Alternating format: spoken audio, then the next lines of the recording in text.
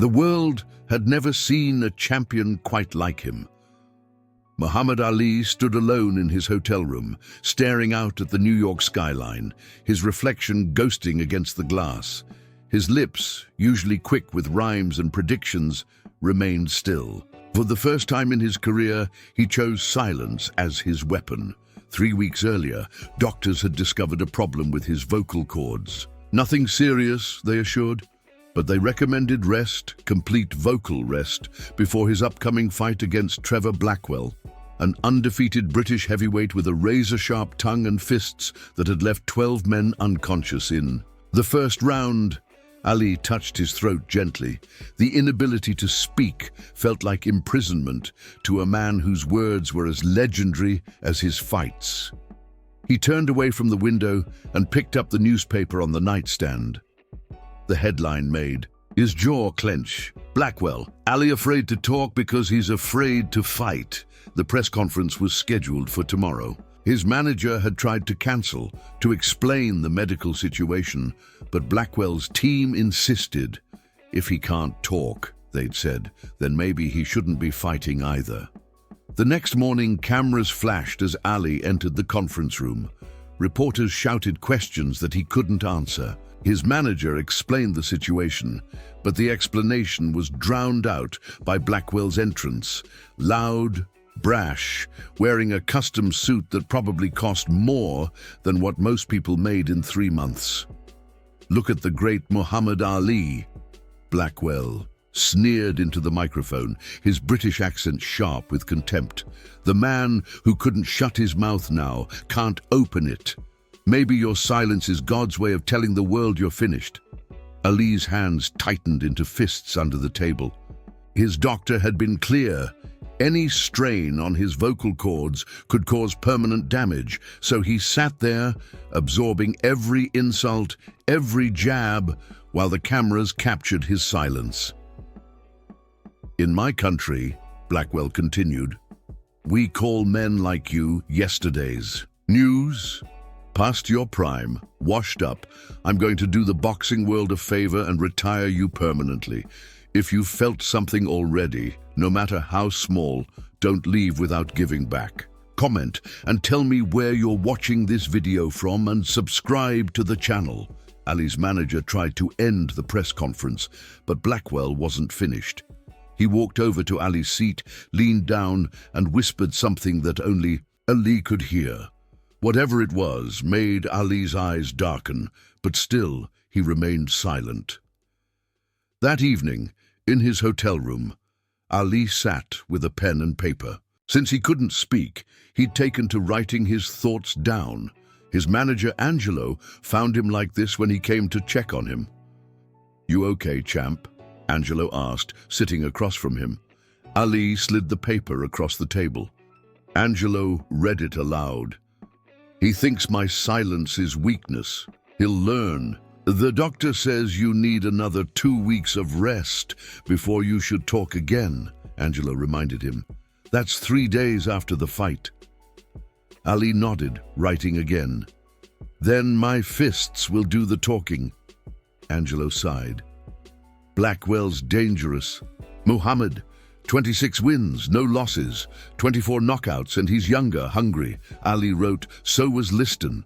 So was Foreman."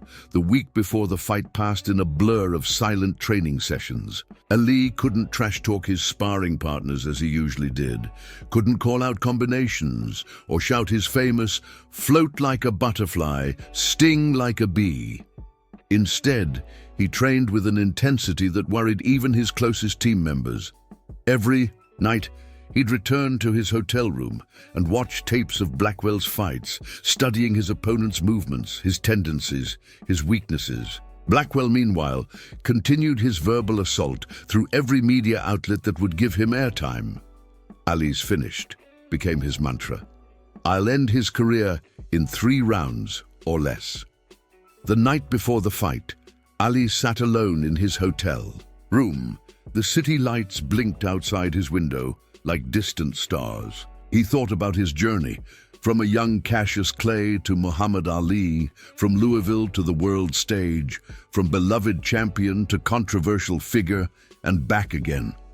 He picked up his pen and wrote a note to himself. They think silence means, I've lost my fight. Tomorrow they'll remember why I'm the greatest. The arena buzzed with electricity as 20,000 fans filled every seat. Celebrities and millionaires occupied the front rows, movie stars in designer clothes, business, tycoons with diamond-studded watches worth small fortunes, and former boxing champions who had come to witness what many believed might be Ali's last fight. In the luxurious VIP section, Richard Harrington, the billionaire hotel magnate whose net worth exceeded $3 billion, leaned forward in his custom leather seat. I've got 500,000 on Blackwell, he told his companion, a famous Hollywood actor. Ali's time is done. Backstage, in his dressing room, Ali sat perfectly still as his hands were wrapped. Angelo moved around him, checking equipment, giving instructions to the corner team. The television in the corner showed Blackwell arriving in a Rolls-Royce Phantom, stepping out in a robe trimmed with actual gold thread, a gift from an oil sheikh who had sponsored his training camp in Dubai. That guy's got everything money can buy, one of the corner men muttered. Custom gloves made of the finest leather, training facilities that cost millions, nutritionists flown in from Switzerland. Ali didn't react. His focus remained inward. His silence now a choice rather than just a medical necessity. When it was time, Ali stood. His team formed a circle around him, waiting for the customary pre-fight speech that would never come. Instead, Ali simply nodded, and they understood. Tonight was different. Tonight, everything would be said in the ring. The walk to the ring felt longer than usual. Blackwell was already there, bouncing on the balls of his feet, his entourage including 2 famous rappers and a supermodel. His robe was removed to reveal a physique that looked sculpted from marble, the result of training with equipment so advanced and expensive that only a handful of athletes in the world had access to it. As Ali climbed through the ropes, Blackwell shouted across the ring, "No words left, old man? Good. You won't need them where I'm sending you." The referee called them to the center. Blackwell continued his verbal assault, but Ali's eyes never wavered, never blinked. When they separated, Blackwell turned to play to the crowd, raising his arms, soaking in their cheers and boos alike. The bell rang. Blackwell charged forward immediately, throwing a thunderous right hand aimed at Ali's head. Ali slipped it with a movement so subtle it seemed he had barely moved at all. Blackwell pressed forward, throwing combinations, fast, powerful punches that had demolished his previous opponents. Ali moved, just moved, like water flowing around. Rocks, never where the punches landed, always a fraction of an inch away. By the end of the first round, Blackwell had thrown 67 punches and landed only 3 glancing blows. In his corner, Blackwell's trainer, who commanded a salary of $1 million per fight, shouted instructions. "He's just running! Cut off the ring! Make him fight!" Across the ring, Ali sat calmly. No words were exchanged in his corner. Just water, a quick check for cuts, and a knowing look between fighter and trainer. The second round began like the first, with Blackwell charging forward. This time, however, Ali planted his feet more often, trading punches in brief, explosive exchanges before sliding away again. One particular right hand from Ali landed flush, snapping Blackwell's head back and drawing gasps from the crowd. By the fourth round, frustration began to show on Blackwell's face. His million-dollar training hadn't prepared him for this, for an opponent who refused to follow the expected script. His punches became wider, his footwork less disciplined. In the fifth, Ali began to counter more frequently. A jab, a straight right, a hook that landed with such precision that Blackwell momentarily froze.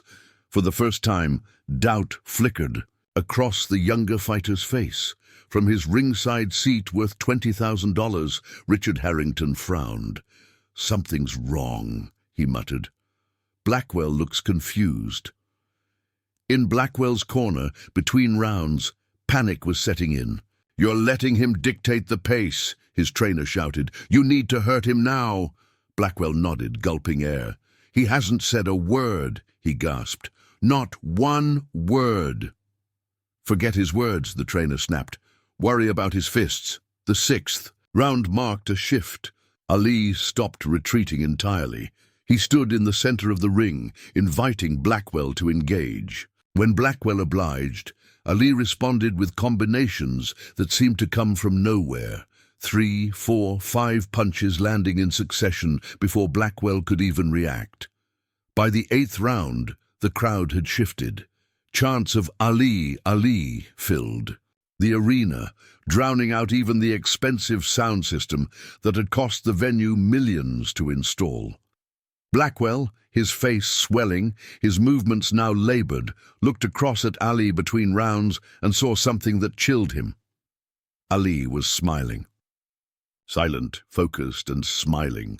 The 9th round began with Blackwell's corner growing desperate. His cutman, who had been flown in from Paris at a cost of $30,000 just for this fight, worked frantically to reduce the swelling around his eye. His trainer, usually composed, was shouting contradictory instructions. "Knock him. Outbox him, pressure him, stay outside." Across the ring, Ali sat in perfect stillness. When the bell rang, he rose with the same fluid grace he had shown in the first round, seemingly untouched by fatigue. Blackwell charged again, throwing a wild overhand right that Ali slipped easily. But instead of moving away, Ali planted his feet and delivered a counter combination, jab, right hand, left hook, that sent Blackwell staggering backward.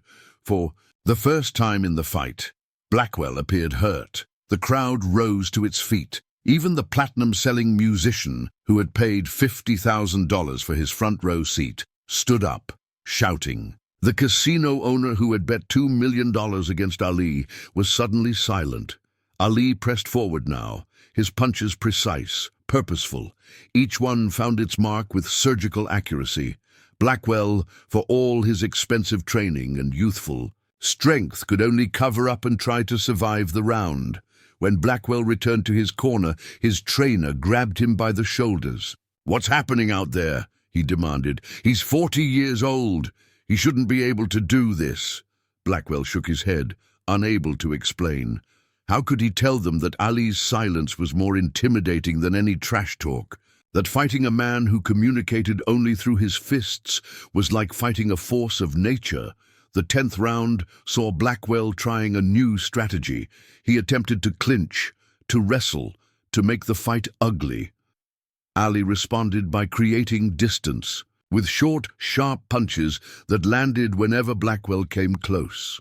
One particular uppercut snapped Blackwell's head back so violently that droplets of sweat and water flew into the front row, landing on the custom-made suit of a tech billionaire who had paid $100,000 to sponsor the event.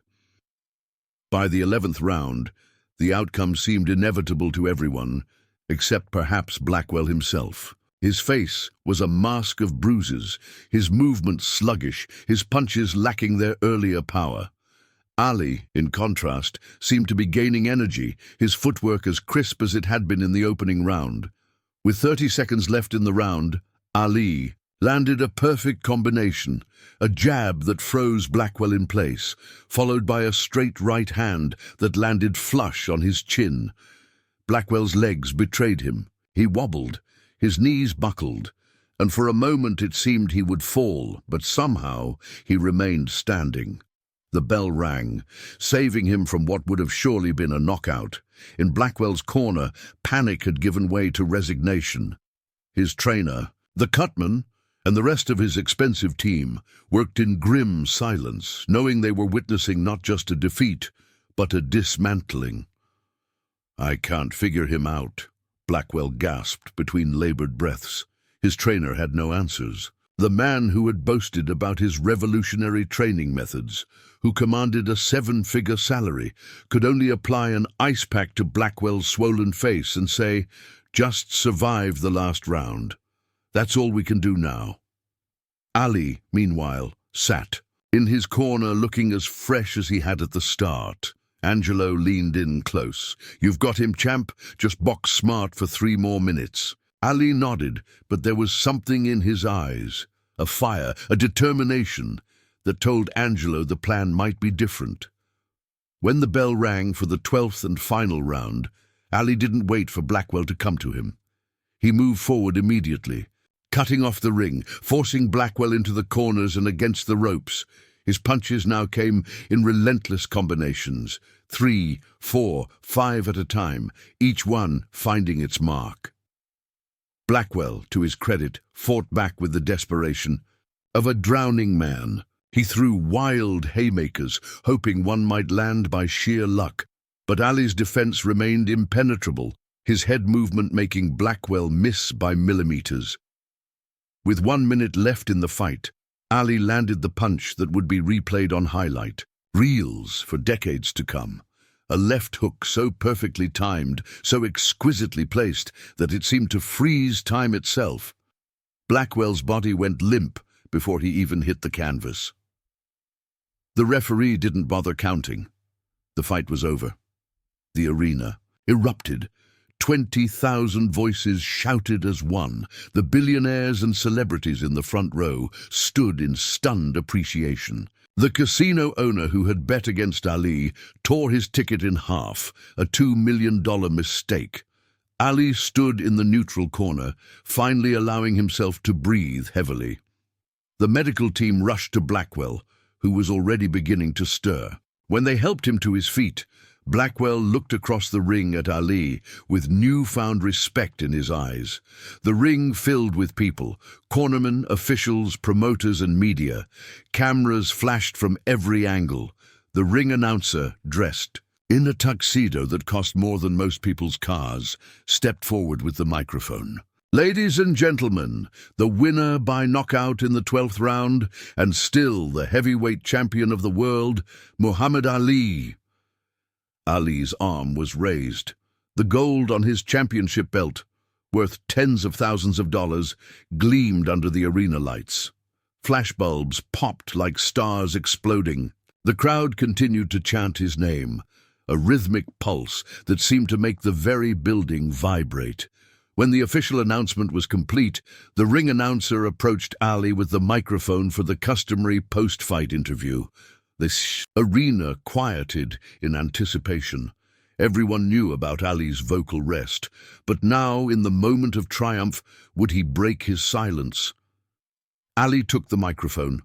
The arena fell completely silent, 20,000 people holding their breath collectively. He opened his mouth, and for a moment it seemed he would speak. Instead, he simply smiled, handed the microphone back, and raised his fists to the crowd. The roar that followed was deafening, louder than anything that had come before it. It was as if the crowd understood that some victories transcend words, that some moments are too profound for language. Later, in the press conference, Ali sat at the table with his medical team beside him. Reporters shouted questions, cameras flashed, but Ali remained silent. His doctor explained again about the vocal rest, about the potential for permanent damage if Ali spoke too soon. When Blackwell entered the room, his face swollen, but his dignity intact, the press turned their attention to him. What did he have to say about the fight, about being knocked out, about Ali's silence? Blackwell, who had arrived in a $500,000 car, wearing clothes that cost more than most people's homes, showed a humility that surprised everyone. "I thought his silence was weakness," he said, his voice subdued. "I was wrong. I've never faced anyone like him. I've never been so thoroughly beaten, and I've never learned so much from a defeat." He turned to look at Ali. "They call him the greatest for a reason, and it has nothing to do with his words." 3 days later, in a small room with only his closest team present, Ali spoke his first words in over a month. His voice was clear, strong, unchanged. "Was it hard?" Angelo asked. "Him. Staying silent all that time?" Ali smiled. "Silence," he said, "is sometimes the most powerful statement of all." The news that Ali had regained his voice spread quickly. Interview requests poured in from networks offering sums that would make even millionaires pause. Magazine covers, talk shows, commercial endorsements worth millions. Everyone wanted to hear what Muhammad Ali had to say after his silent victory. But Ali surprised them all again. He declined every offer, choosing instead to visit hospitals and schools, speaking not to cameras, but to children, to the sick, to those who needed inspiration more than the world needed his commentary. When a reporter finally caught up with him outside a children's hospital and asked why he wasn't capitalizing on his renewed fame, Ali's answer was simple. I learned something valuable from my silence. I learned that sometimes what you do speaks so loudly that what you say doesn't matter. If you made it this far and felt every word, don't leave without subscribing. I tell these stories with my heart on my sleeve to reach people like you, who feel, who get emotional, who live. If this truly touched you, give back, comment, subscribe. Come be part of this family with me until the next video.